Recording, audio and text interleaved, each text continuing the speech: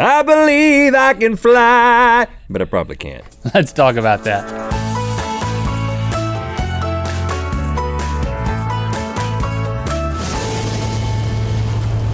Good Mythical Morning. As the final installment of our Good Mythical Morning book club, we listen to How We Got to Now, 6 innovations that made the modern world, thanks to our friends over at audible.com. Fascinating book about how one innovation in one area led to innovations in other areas. We hope that you listened along with us, and we will be talking about that more in Good Mythical More. But that got us to thinking about innovations in general. And one of the most important and impressive innovations of this past century was flight. Yeah, today we're gonna talk about flight, and we're not gonna just stick with like boring planes or even helicopters, which I personally love helicopters, but we're not talking about that today. We're talking about flying machines of the personal variety that push the limits of sanity and mostly fails. But I do wanna start with— on a positive note.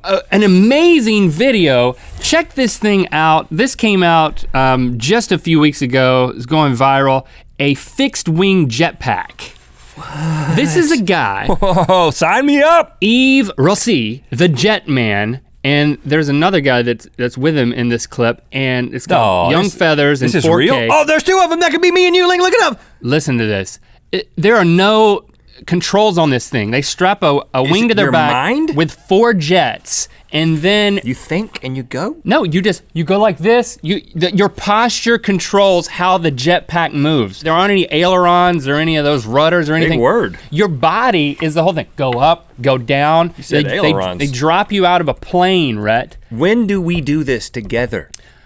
Well, listen, I knew you would think this is gonna be your calling, but I mean, you gotta train a lot, dude. You can't be doing this show. I'm there. And be doing that. We could bring somebody to us. I think what's more realistic for us is to focus on the failures in aviation history over the years, so that A, we can make an episode, and B, your head won't be in the clouds the whole time. Okay, well that makes more sense. It's easier too. Let's talk about Joao Torto. I'm not saying that right, I'm sure. This is back in 1540, so a long time ago. Joao was a— you know what, he didn't even say it right. He was a Portuguese— he was like, I do not know how to say my name. He was a Portuguese nurse, astrologer, and bloodletter, which are the 3 qualifications that I always look for in a qualified aviator.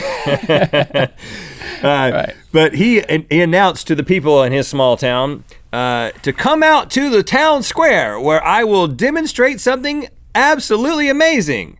Is this a transcript of the actual speech? No, he does have a speech later. I will give you. Oh, really? That. Yeah. Okay. He told everybody to gather around. He was going to demonstrate a flying machine. You know, you probably shouldn't do that if you know you're going to do something that might not work. Bring everybody out, but he did, and that's why we're telling the story. I'm sure it's going to work. What did he do? Basically, he strapped cloth wings to his arms, and he put on a fancy eagle helmet. And this guy's a bloodletter? He's a bloodletter, and also an astrologer and a nurse. Okay, eagle helmet. Well, I mean, if you want to fly, first you got to look the part, right? So check. Yeah. He looks like an eagle. So then he's got his eagle helmet on, he's got his cloth wings on, he's standing on top of the cathedral, and everyone gathers and he says, "Know all ye inhabitants of this city, that this day shall not end before you will see the wonder of wonders, a man who will fly with wings of cloth from the tower of the cathedral." I am that man / eagle. You can probably guess this didn't go too well. Let me guess. It didn't go too well. He flew for about 10 seconds. He actually looked like he was making flight. Flight was happening, but then hold on, 10 seconds from the top of cathedral. That's called falling. No. He went out. He flew out for 10 seconds. Okay, that's a long flight. Good on him. But then his eagle helmet, that darned eagle helmet, slipped down over his eyes. He couldn't see.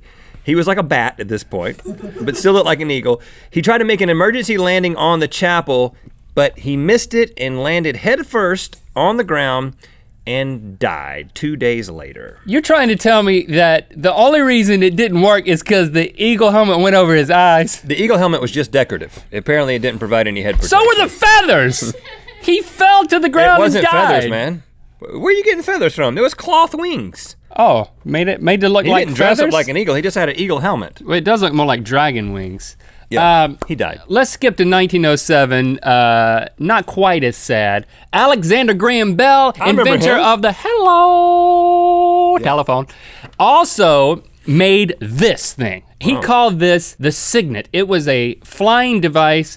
A set of bleachers. No, for real. I have invented bleachers. Flying Put a field in front of them and you will enjoy soccer for days. No, there's one guy sitting in the middle of the bottom row of these bleachers. That's called the pilot. Oh, and front row seat on my bleachers. Tetrahedrals all over this thing, and he could get it to fly. So he strapped it behind a boat in 1907 and towed it over the Atlantic Ocean. Yep. And it flew to an altitude of 200 feet. That's up there, man. Bleachers in the sky. Now, here's the thing. Alexander Graham Bell was not on the bleachers. Okay. Like, he put another guy, Thomas he was Selfridge. on the boat. He was on the boat. He Right. was like, I'll stay on the boat this first time. Yeah. When Thomas Selfridge was the guy that... I'll call you. That's so stupid. So then, the 200 feet in the air, the wind changes. Then, Thomas Selfridge plunges to the ground, and it's still attached to the boat. So then it just gets dragged behind the boat, and it's just like like when you're on an inner tube and you won't let go in the lake. Right. So he finally let go, and it didn't work. Really? Newsflash. But it's so pretty. But listen, Thomas Selfridge, he survived, but then a year later, he was on the Wright Flyer, the Wright brothers aircraft, and died. Oh, he was on the right flyer at the wrong time. Wow, right? I don't know what to say except wow.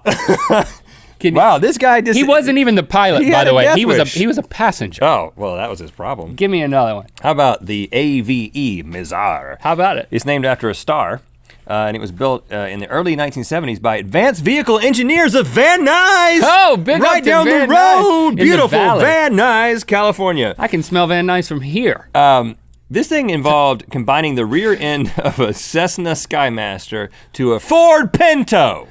Taking a plane and putting it onto a Ford Pinto. This is an idea that someone actually had. If I'm gonna make a plane out of a car, I'm definitely gonna choose a car that's named after a bean. You know? Well, we're not done That's with, the top of my list. We're not done with beans yet. Oh, really? They wanted to sell this thing to the public, so they made a commercial. Oh, yeah. Oh, snap. It is working.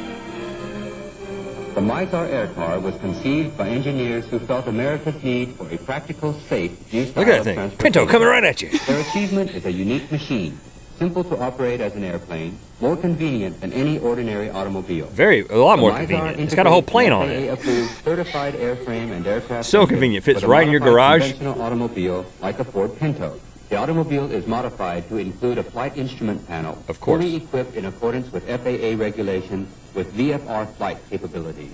Okay. Yeah, but how do you open the trunk? You gotta remove the whole plane just to get your groceries out. I think you forfeit the trunk when you do this. Okay, basically this thing, they flew it in 1973, a wing strut failed. The test pilot just landed it in a bean field. I'm not making this up. He landed it in a bean field and then drove right back to the airport. This'll be funny. This'll be ironic. Landed in a bean field, guys, in the Pinto. Get it?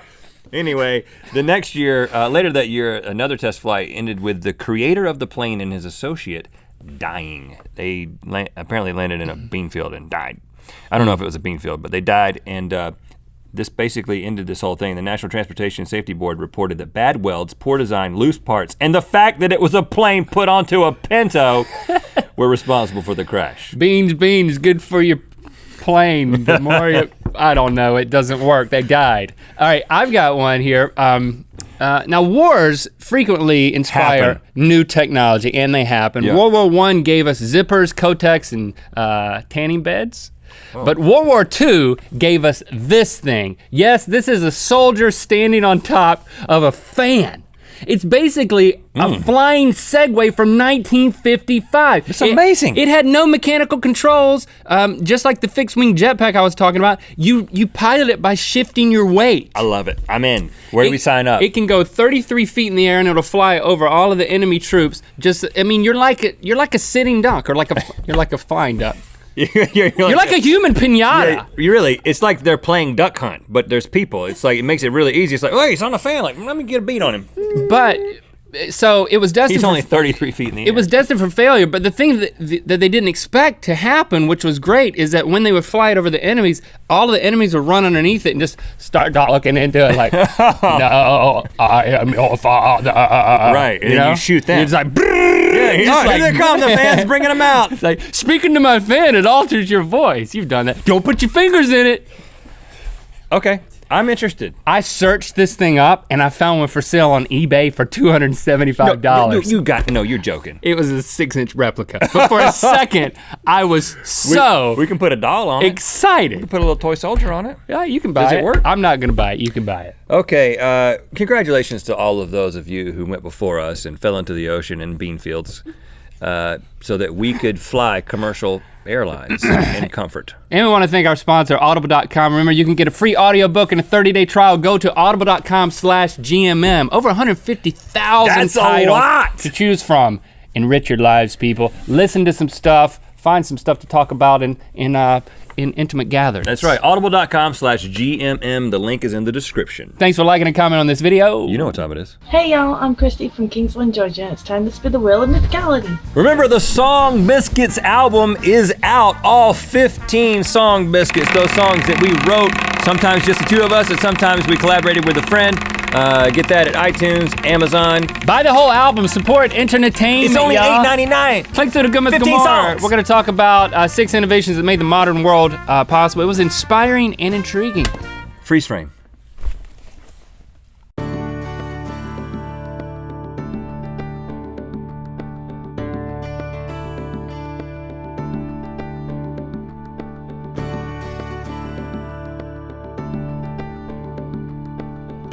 That's why if you go into a place that has really fast internet and you go to the computer that it's coming into, it'll be stuck in there with an arrow. Right.